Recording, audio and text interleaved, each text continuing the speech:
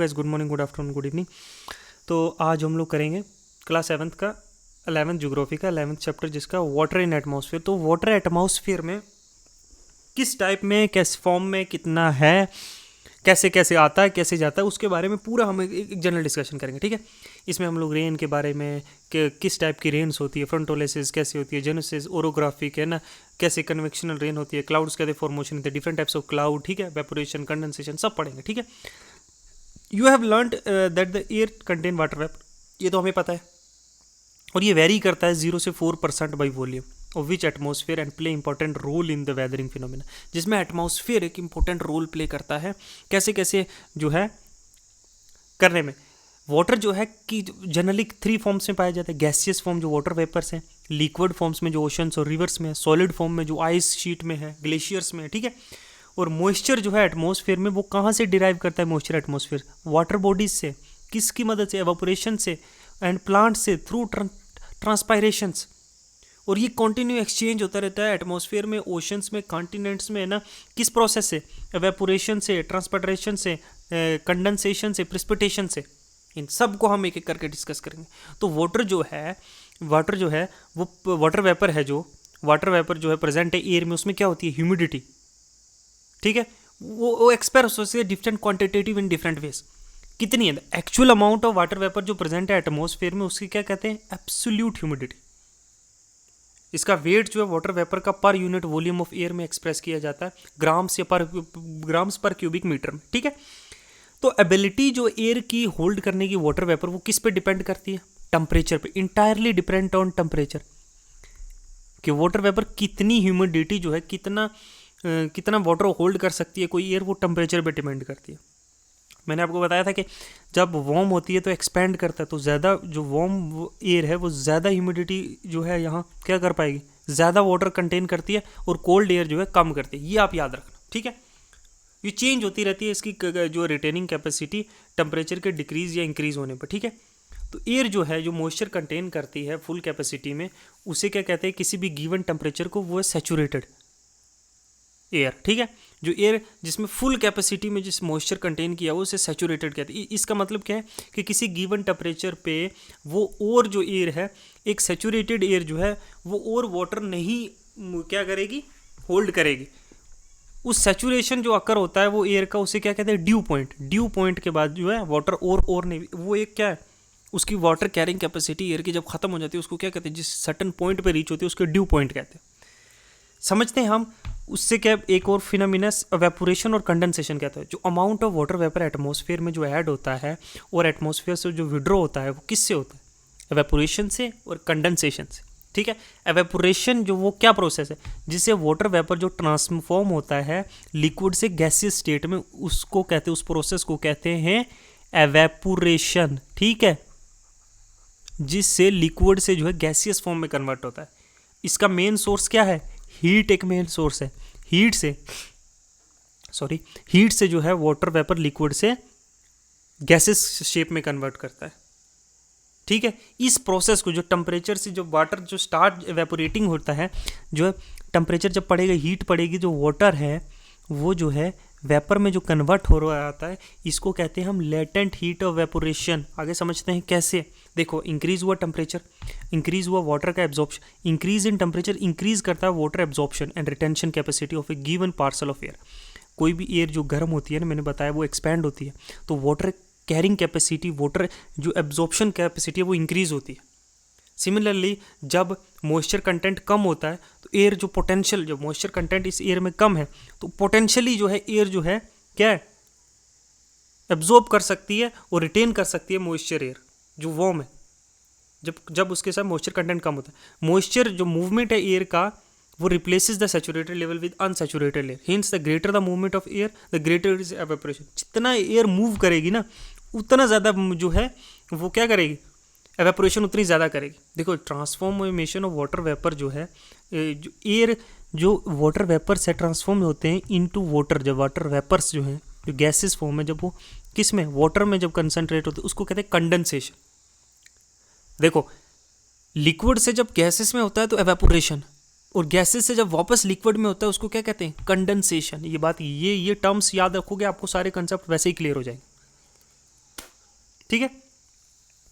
तो condensation is caused by loss of heat. जब heat loose होती है तो कंडेंसेशन होती है वाटर वेपर्स की, मतलब गैस दोबारा से लिक्विड में आता है। अगर हम एक वार्म एयर पैक को अगर हम ठंडा करेंगे ना तो वाटर बन जाएगा गैस। वाटर वेपर को अगर हम ठंडा करेंगे वाटर बन जाएगा। गैसेस को हम वाटर को अगर हीट करेंगे तो लिक्विड वाटर वेपर बन जाएगा। ये होता है। टेम्परेचर पे बहुत चीज़ें डिपेंड करती हैं, ठीक है। जितनी एयर ठंडी हो जाएगी उतनी उसकी कैरिंग कैपेसिटी कम होती रहेगी, तो वाटर बीच में से वो लूज करती रहेगी, ठीक है। Excessive water vapour condense in liquid form if it directly condense into solid form. जब the excess of water vapour condenses into liquid form, if it directly condense into solid form, it is known as sublimation. देखो, जो water vapour है अगर वो directly solid shape में जो condense हो जाएंगे ना टेम्परेचर कम होने की वजह से, ज़्यादा एक्सट्रीम तो सब्लिमेशन कहते हैं। जब स्नो है, फ्रोजन जो ग्लेशियर्स है, ठीक है, in free air condensation result from cooling around very small particle termed as hydroscopic continuation nucleus. ठीक है, ये समझने की जरूरत नहीं आपको, ठीक है, समझो सीधा। कंडेंसेशन कैसे होता है? जब मोइस्ट एयर जो मोइस्ट एयर है, जो वाटर वेपर्स वाली एयर है, वो जब किसी क्लोज ठंडे ऑब्जेक्ट के साथ टच होती है ना, क्लोज कॉन्टैक्ट में है ना, तो वो क्या करती है, ठंडी होती है ना, वो एयर भी वार्म एयर ठंडी होने लग जाती है ना, तो वो क्या अपनी कैरिंग कैपेसिटी कम करने लग जाएगी। तो वो क्या होगी, क्या होगा, जो नहीं जले पहले तो ये एक्सपैंड हो रही थी ना, अब क्या हो रही है, स्मॉल हो रही है, कंप्रेस हो रही है कि नहीं? तो कंडेंसेशन होगी ना, वाटर वेपर छोड़ेगी, अपना पानी निकल जाएगा, ठीक है। इसे कहते हैं, इसमें जब वाटर वेपर कंडेंसेशन हो, वाटर वेपर और moisture in the atmosphere take one of the few, dew है, जैसे फ्रॉस्ट है, फोग है, क्लाउड है, ये फॉर्म्स जो है किससे, कंडेंसेशन से, जो है कंडेंसेशन से जो फॉर्म्स बनती हैं एटमॉस्फेयर में, जैसे ड्यू कैसे बनती है, फॉग कैसे बनती है, फ्रॉस्ट कैसे होती है, क्लाउड्स कैसे होते हैं, इन बेसिस ऑफ टेम्परेचर और लोकेशन पे वो समझेंगे, ठीक है। Condensation takes place when dew point is lower than the freezing point as well as higher than the freezing point. समझो कैसे, देखो ड्यू क्या है, ड्यू क्या है, जब मॉइस्चर जो है is deposited in the form of water droplets on cooler surface of the solid object rather than nuclei in air above the surface. देखो, जब मॉइस्ट एयर जो है ना, वो जो है, मॉइस्ट एयर क्या है, हैवी है ना, मॉइस्ट एयर क्या है, मॉइस्ट एयर जो है जब डिपॉजिट होती है किसी वाटर ड्रॉपलेट्स की फॉर्म में कूल सरफेस पे, सोलर ऑब्जेक्ट्स में, जैसे ग्रास पे, ब्लेड्स पे, स्टोन्स पे, प्लांट्स पे, है ना, तो यहाँ क्या ड्यू लीव करती है, वाटर ड्रॉपलेट्स है ना। ये आइडियल कंडीशन है फॉर्मेशन के लिए क्लियर स्काई के, काम एयर, हाई रिलेटिवली ह्यूमिडिटी। इस आइडियल कंडीशन के फॉर्मेशन के लिए क्या, क्लियर स्काई होनी चाहिए, काम एयर होनी चाहिए, हाई ह्यूमिडिटी होनी चाहिए, कोल्ड होना चाहिए, एंड लॉन्ग नाइट्स होंगे। फॉर्मेशन ऑफ ड्यू के लिए ये नेसेसरी है। ड्यू पॉइंट जो है ना अबोव फ्रीजिंग पॉइंट होता है, अगर बिलो फ्रीजिंग पॉइंट होगा तो जम नहीं जाएगी, समझे। लंबी नाइट्स काम एयर होगी तभी होगी जब किसी सरफेस पे आके बैठेगी एयर, तो वो क्या होगी, ड्रॉपलेट्स वहीं पानी लिक्विड हो जाएगी, वाटर वेपर्स। फ्रॉस्ट जो है कोल्ड सरफेस पे होता है, जब कंडेंसेशन जो है वाटर वेपर का, जब वाटर वेपर से एयर में जो है, वाटर वेपर से वो जो है लिक्विड में जो है जो कंडेंस हो रही होती है वो एयर, तो वो जो अगर वहाँ टेम्परेचर जो बिलो फ्रोजिंग पॉइंट है, मतलब 0 पॉइंट से बिलो है, तो वो क्या हो जाएगी, फ्रीज हो जाएगी, और एक्सेस मॉइस्चर डेवलप होगा आइस क्रिस्टल्स की फॉर्म में instead of water droplets. Due की जगह जब कंडेंसेशन हो रहा है वाटर वेपर से लिक्विड में, तो ड्यू की जगह क्या होगा, फ्रॉस्ट जम जाएगा, क्योंकि वहाँ का टेम्परेचर जो है कम है, समझे। जब टेम्परेचर ज़्यादा होगा तो ड्यू बनेगी, जब टेम्परेचर कम होगा तो फ्रॉस्ट हो जाएगी। इसके लिए एयर का जो टेम्परेचर है फ्रीजिंग पॉइंट उससे बिलो होना चाहिए, बिलो 0 होना चाहिए, फ्रीजिंग पॉइंट बिलो 0 से कम होना चाहिए। फ्रॉस्ट और मिस्ट भी देखो, जब air mass large quantity of water vapours होते हैं, फॉल होता है, all the sudden condensation takes place within itself on the fine dust particles पे, the fog, so the fog dust particles जो है ना एयर में, है ना, सबमर्ज्ड है ना एयर्स में, तो क्या होता है, इनके ऊपर जब क्लाउड पड़ता है तो एक क्लाउड बन जाता है फॉग की शेप में, ग्राउंड के नज़दीकी। जब टेम्परेचर एयर मास का जो है लार्ज, जिसमें बहुत ज़्यादा, जब एयर मास में बहुत सारे वाटर वेपर्स हैं, है ना, जब वो सडनली नीचे गिरते हैं तो पार्टिकल्स जो हैं, फाइन डस्ट पार्टिकल्स हैं जो है, उनमें जो उन पे गिरती है ना, तो ना ही ज़मीन पे पूरी तरह नहीं गिरी, उन पे गिरी है ना, तो क्या है, एक फॉग की शक्ल ले लेगा, क्लाउड बेस्ड, जो ज़मीन के ऊपर विजिबिलिटी इसमें पुअर टू 0 हो जाती है। अर्बन और इंडस्ट्रियल सेंटर्स में जहाँ स्मोक बहुत ज़्यादा है ना, plenty of nuclei which helps the formation of fog and mist. Such condition when fog is mixed with smoke, smug होता है जब फॉग जो है स्मोक के साथ मिक्स हो जाती है तो इसे क्या कहते हैं, स्मग। ये याद रखना। डिफरेंट बिटवीन मिस्ट और fog is the mist contain more moisture than fog. Mist में जो है ज़्यादा मॉइस्चर होता है फॉग से ज़्यादा, ठीक है। फॉग जो है मिनी क्लाउड्स बनाते हैं in which condensation takes place around the nuclei provided by dust और स्मोक और साल्ट पार्टिकल्स जो एयर में होते हैं उसकी वजह से, ठीक है। क्लाउड्स देखो, क्लाउड्स जो हैं ये एक mass of minute water droplets होते हैं जो tiny crystal of ice formed by condensation of water vapour in free air at A considerable elevation. जब एक कंसिडरेबल एलिवेशन पे फ्री स्पेस में जो है वाटर जो है कंडेंस होता है ना, तो क्लाउड्स की शेप लेता है। डिफरेंट हाइट्स पे जो है सरफेस के, अर्थ के सरफेस से डिफरेंट हाइट्स पे जो है वेरियस शेप्स में बनता है। अकॉर्डिंग टू हाइट के हिसाब से डेंस और ट्रांसपायरेशन से जो है डिफरेंट टाइप्स ऑफ क्लाउड्स बनते हैं। जैसे सिरकस है ना, ये 18 से 12,000, क्यूमुलस है ये क्या है 4,000 से 7,000 मीटर पे जो है बनते हैं ना। अच्छा, स्टेटस है ये जो है, ये name implies that their layer of clouds covering large portion of एक के ऊपर दूसरी लेयर, ठीक है। न्यूम्बस देखो, न्यूम्बस जो है अर्थ सरफेस एक्सट्रीमली डेंस होते हैं, ओपेक टू सन रेज होते हैं, मतलब सन रेज को रोक लेते हैं वहीं पे। इसके मैं एग्जांपल देता हूँ, यहाँ मैंने एक इमेज लगाई थी, देखो ये देखो, ये देखो क्यूमुलुम्बस क्लाउड्स, ये देखो इस टाइप के क्लाउड्स जो है मिड जो है वो मिड लैटिट्यूड्स में ऐसे ट्रॉपिकल एरियाज में इस टाइप के क्लाउड्स बनते हैं, ठीक है, ठीक है। जो वार्म एयर राइज होती है, ठीक है, वार्म एयर राइज हुई है, ये क्लाउड्स बने हैं, ठीक है, समझे। ये देखो सर्कुलुम्बस हाइट्स पे, सीरोस्ट्रेटस, सिरकस, अच्छा निम्बोस्ट्रेटस, रेन बेरिंग क्लाउड्स, ये डिफरेंट टाइप्स ऑफ जो है क्लाउड फॉर्मेशन होती है, ठीक है। डिफरेंट हाइट्स पे डिफरेंट टाइप से जब वाटर कंडेंस होता है, ठीक है, ठीक है। इससे क्या होता है, इससे प्रिसिपिटेशंस होते हैं, ठीक है। डिफरेंट टाइप्स ऑफ क्लाउड्स के मैंने आपको डायग्राम बताएंगे, आप पॉज करके उनको देख सकते हो, ठीक है। प्रिसिपिटेशन क्या होता है, the process of continuous condensation in free air helps in the condense particle to grow in size when the resistance of air falls to hold them against force of gravity. Force of gravity को जब hold तो fall होते हैं, जब देखो ना condensation होती है पार्टिकल्स की, जब ये साइज में बड़े होते हैं पार्टिकल्स, है ना, तो when the resistance of the air fails to hold them against the force of gravity, जो एयर की रेजिस्टेंस है वो ग्रेविटी के अगेंस्ट जब होल्ड नहीं कर पाती तो ये सरफेस ऑफ एयर पे गिरते हैं, है ना। सो कंडेंसेशन ऑफ वाटर वेपर और मॉइस्चर रिलीज होता है इनसे, ठीक है। एक सैचुरेशन लेवल पे जाके मॉइस्चर रिलीज होता है, तो ये एक प्रिसिपिटेशन होती है, ठीक है।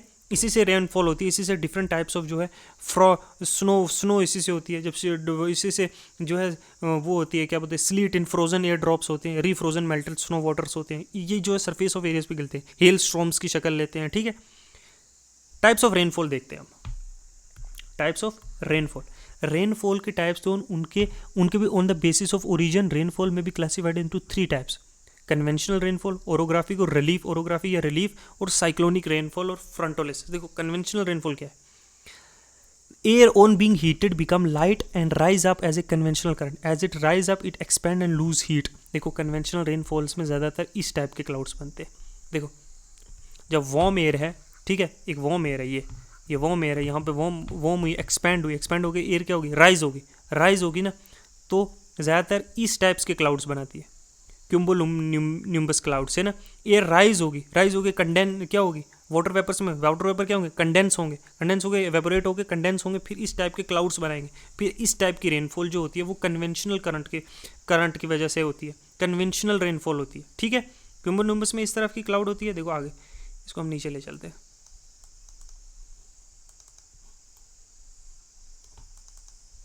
ठीक है। इस तरीके की रेनफॉल होती है कंडेंसेशन की वजह से, ठीक है। फिर है एक और, ये देखो ओरोग्राफिक रेनफॉल। देखो ये जो है कन्वेंशनल रेनफॉल, ये ज़्यादा समर्स में होती है, जब दिन जो हॉटेड पार्ट ऑफ द डेज में, ये कॉमनली इक्वेटोरियल रीजन्स में होती है, मैंने आपको बताया था उस टाइप के क्लाउड्स, ठीक है। जब एयर जो है वार्म होगी तो वो राइज होगी क्लाउड्स बनेंगे तो रेनफॉल होगी, वैसे टाइप। ये ज़्यादातर पर्टिकुलरली नॉर्थ हेमिस्फीयर में कॉन्टिनेंट्स पे होते हैं। ओरोग्राफिक रेनफॉल, जब देखो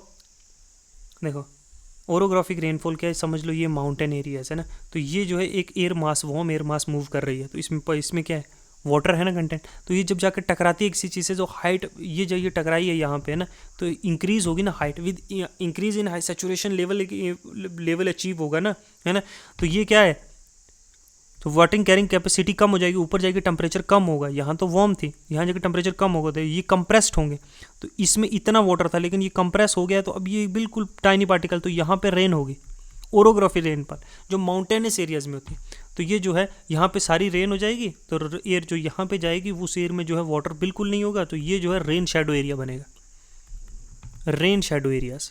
तो ओरोग्राफिक रेनफॉल जो है माउंटेनस एरियाज में होती है, ये देखो ना, जब एयर जो है it is force to ascend and it's rise, जब राइज होती है तो एक्सपैंड होता है, तो टेम्परेचर क्या है, कम हो रहा है, हाइट के साथ टेम्परेचर कम होगा ना, तो मॉइस्चर जो है कंडेंस हो जाएगा, होगा क्या नहीं, तो रेनफॉल होगी।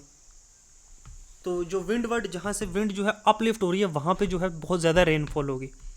After giving rain on the windward side, दूसरी साइड जो है वो other side of slope descend, जहाँ रेनफॉल दोबारा डिसेंड हो रही है नीचे, जब लाइट हो गई एयर ना, तो डिसेंड हो रही है, तो टेम्परेचर राइज हो गया, नीचे जाते हुए देखो ना, ऊपर जाते हुए टेम्परेचर, इधर से ऊपर जाते हुए टेम्परेचर कम हो रहा है, कम होगा तो रेनफॉल होगी, नीचे से वार्म एयर जा रही है, ऊपर जाके एयर ठंडी हो रही है, तो नीचे बारिश गिरेगी ना, यहाँ टेम्परेचर फिर ज़्यादा हो गया, तो इधर तो वाटर है नहीं, जितना भी इसमें जो है वाटर था वो तो यहीं उसने शेड कर दिया रेनफॉल में, तो यहाँ पे क्या है, रेन शेडो एरियाज बने, रेन शेडो एरियाज बने कि नहीं बने, क्योंकि वाटर तो ये तो क्या है, ड्राई एयर है कि नहीं, ड्राई एयर बची कि नहीं। तो अब देखो ड्राई एयर बचेगी तो रेन शेडो एरियाज जनरेट होंगे, इसे रिलीफ रेन भी कहते हैं। साइक्लोनिक रेन क्या होती है, साइक्लोनिक रेन होती है जब दो टाइप की रेन है, एक तो जो है वाटर बॉडीज में बनती है साइक्लोनिक एक्टिविटीज से, ठीक है, जब टेम्परेचर 27 डिग्री से ऊपर हो जाएगा किसी वाटर बॉडी पे, या फिर जब एक वार्म एयर मास जो है और दूसरा कोल्ड एयर मास जो आपस में टकराते हैं, देखो जब वार्म एयर मास टकराएगा और कोल्ड एयर मास टकराएगा, ठीक है, ये वार्म है, ये कोल्ड एयर मास है, ये वार्म एयर मास है, तो कोल्ड एयर मास जो है हैवी होता है, ये डेंस होगा, वार्म एयर मास क्या है, ऊपर उठेगा, तो ऊपर उठेगा तो यहाँ क्या होगा, क्लाउड्स बनेंगे, ठीक है, रेनफॉल होगी कि नहीं होगी, वार्म एयर मास जो है लाइटर होता है ना, ऊपर उठेगा तो यहाँ क्लाउड्स बनेंगे, तो ये है, ये फ्रंटोलिसिस रेनफॉल भी इसे कहते हैं, जो फ्रंट्स पे बनती है ना, साइक्लोनिक रेनफॉल, ठीक है, समझे, इस तरह से रेनफॉल होती है, ठीक है, ये डिस्ट्रीब्यूशन पढ़ते हैं अब, distribution of rainfall, different places on earth receive surface receive different amount of rainfall in year and that too in different season, different areas पे डिफरेंट सीजन में डिफरेंट टाइप्स ऑफ रेनफॉल होती है, कहीं India में monsoon के time में ज़्यादा rainfall होती है, ट्रॉपिकल एरियाज में ईयर लॉन्ग रेनफॉल होती है कि नहीं, कन्वेंशनल, ट्रॉपिकल एरिया में ज़्यादातर कौन सी कन्वेंशनल रेनफॉल होती है, ठीक है, माउंटेन से ओरोग्राफी से rainfall is more over the oceans than the land mass of the world, oceans पे लैंडफॉर्म ज़्यादा होती है क्योंकि ओशन से जो है मॉइस्चर ज़्यादा कलेक्ट होता है एवेपोरेशन से, लैंड पे तो मॉइस्चर कम है ना, because of the great source of water between latitude 15 degree and 40 degree north and south of the equator, the rain is heavier on the eastern coast and goes decreasingly towards the west. Eastern coast पे rainfall ज़्यादा है, west coast पे कम है, east coast पे ज़्यादा है, west coast पे कम है ना, 45 से 65 डिग्रीज में due to the westerly winds the rainfall first received on western margins and of the continent and decrease towards the eastern margin, तो विंड्स जो है ना परमानेंट विंड्स है उसका भी बड़ा है, where as mountain run parallel to the coast, जो माउंटेन से पैरेलल कोस्ट के वहाँ पे जो है, अब ये देखो समझ लो ये एंडीज माउंटेन जो है, यहाँ पे जो है ओशन से जो है वाटर आएगा, ब्रीज चलेगी, तो इस साइड पे रेनफॉल होगा, यहाँ रेन शेडो एरियाज होंगे क्योंकि यहाँ सारी रेन हो जाएगी और जो है वहाँ पे ड्राई एयर जो है आगे ट्रांसफर होगी, ठीक है, इसी अमाउंट पे जो है एनुअल प्रेसिपिटेशन जो है डिफरेंट एरियाज में डिफरेंट है, वहीं जो इक्वेटोरियल जो बेल्ट्स हैं और विंडवर्ड जो स्लोप्स हैं माउंटेन एरियाज़ के कोस्ट के अराउंड है ना, वहाँ पे कूल टेम्परेट जोन और कोस्टल एरियाज़ के monsoon land receive heavier rainfall 200 centimetre से, पोलर रीजन में जहाँ हाई प्रेशर है वहाँ पे रेनफॉल कम होगी, है ना, क्योंकि हाई प्रेशर लो प्रेशर की तरफ विंड आ रही है ना, वहीं वेस्टर्न मार्जिन्स पे जहाँ कोल्ड करंट्स हैं, आगे हम जब कोल्ड करंट्स हैं, है ना, वहाँ पे रेनफॉल कम होती है, डेजर्ट्स पाए जाते हैं, कॉन्टिनेंट के इंटीरियर्स पे जो है, क्योंकि देखो अगर आप यहाँ से समझो तो एक कॉन्टिनेंट है, समझ लो ये कॉन्टिनेंट से इतना बड़ा कॉन्टिनेंट है ना, साइड में जो है ये ओशन है ना, ये ओशन है, ये ओशन। तो यहाँ से जब रेन जो है ये विंड चल रही है समझ लो, है ना, तो यहाँ से जो है मॉइस्चर लेके विंड आएगी, है ना, तो ये सारी रेनफॉल मैक्सिमम इधर इधर इधर हो जाएगी। तो आगे जो हवा चल रही है वो क्या है, ड्राई एयर है। तो इंटीरियर ऑफ द कॉन्टिनेंट्स भी जो है वहाँ पे रेनफॉल कम होती है, जो इंटीरियर है कॉन्टिनेंट, जैसे गोबी डेजर्ट है, गोबी डेजर्ट है चाइना में, तो वो क्या है, इंटीरियर ऑफ द अर्थ है, उसकी वजह से जो है रेनफॉल वहाँ कम होती है ना, जो है मार्जिन्स पे रेनफॉल ज़्यादा हो जाती है क्योंकि मॉइस्चर तो सी से आएगा ना ज़्यादा, ठीक है। कहीं पे क्या है रेन शेडो एरियाज हैं, जैसे लद्दाख है, माउंटेनस है, ज़्यादातर जो है माउंटेन के इस तरफ ही रेनफॉल हो जाती है, तो उस तरफ जो है ड्राई विंड्स जाती हैं। रेन शेडो एरियाज भी होते हैं, वहाँ पे भी रेन कम होती है। तो रेन का डिस्ट्रीब्यूशन बहुत सारी चीज़ों पे डिपेंड करता है, टेम्परेचर पे, वहाँ के माउंटेनस रीजन में कैसे शेडो एरियाज़ है या फिर प्लेन है ना, रिलीफ फीचर्स पे, टेम्परेचर पे, विंड कौन सी चल रही है, परमानेंट विंड्स कौन सी चल रही है, सीजनल विंड्स कौन सी चल रही है, ठीक है, वेस्टर्ली ईस्टर्ली, ये विंड्स, इन चीज़ों से जो है, टेम्परेचर से जो है, रिलीफ से, विंड मूवमेंट से, उससे जो है डिस्ट्रीब्यूशन ऑफ द ईयर ज़्यादातर होता है। इक्वेटोरियल रीजन में कन्वेंशनल, क्योंकि इक्वेटोरियल एक वार्म ओशन का वार्म रीजन है ना, सन रेज डायरेक्टली पड़ती है, इंसोलेशन हाईएस्ट रिसीव होता है, तो वहाँ से क्या है, कन्वेंशनल करंट ऊपर उठता है, तो वहाँ रेनफॉल जो है maximum through out the years होती है, ठीक है। बाकी जो है मार्जिन्स पे रेनफॉल हम लोग आगे डिटेलिंग में जो है करेंगे इसको एक एक करके, ओके। इस तरीके से जो है डिस्ट्रीब्यूशन एयरफॉल को होता है, कैसे साइक्लोनिक एयरफॉल होती है, ओरोग्राफिक कैसे होती है, कन्वेंशनल कैसे होती है, फ्रंट्स कैसे जनरेट होते हैं, वो मैंने आपको समझाया, ठीक है। फिर हमने देखा जो है ओरोग्राफी देखा, ये देखा, फिर हमने देखा रेनफॉल की 3 टाइप्स देखी, प्रेसिपिटेशंस कैसे होते हैं, है ना, कंडेंसेशन हो जाता है, अगर टेम्परेचर कम है तो कैसे बर्फ़ पड़ेगी, है ना, टेम्परेचर नहीं है तो रेनफॉल होगी, है ना, फॉग, मिस्ट, फ्रॉस्ट देखा, डिफरेंट टाइप्स ऑफ क्लाउड्स जो है हमने देखे, है ना, किस टाइप की ये कन्वेंशनल करंट से बनते हैं, है ना, क्यूम्बोनिम्बल्स कैसे बनते हैं ना, तो ये डिफरेंट टाइप्स को, ग्रेटर हाइट्स पे डिफरेंट टाइप्स के क्लाउड्स जो फॉर्मेट होते हैं, हाई लो मिड लैटिट्यूड्स में, है ना, मैक्सिमम रेनफॉल कैसे होती है, साइक्लोनिक एक्टिविटीज़ से जो ये देखो, ये जैसे ये जो है क्लाउड्स जो हैं, ये जो 2 फ्रंट्स के मिलने से ज़्यादातर क्यूम्बोनिम्बस क्लाउड्स बनते हैं, या फिर जो है इक्वेटोरियल रीजन्स में जो है इंटरट्रॉपिकल कन्वर्जेंस जोन में ये क्लाउड्स बनते हैं समझे, rain bearing clouds, dew point हमने समझा, ठीक है, एवेपोरेशन और कंडेंसेशन कैसे होती है ये समझा, ठीक है। तो यहीं तक रखते हैं आज का जो है चैप्टर नंबर 11, ठीक है। तो 11th चैप्टर 11th की ज्योग्राफी का, बाकी जो है 12th चैप्टर करते हैं नेक्स्ट वीडियो में, ठीक है।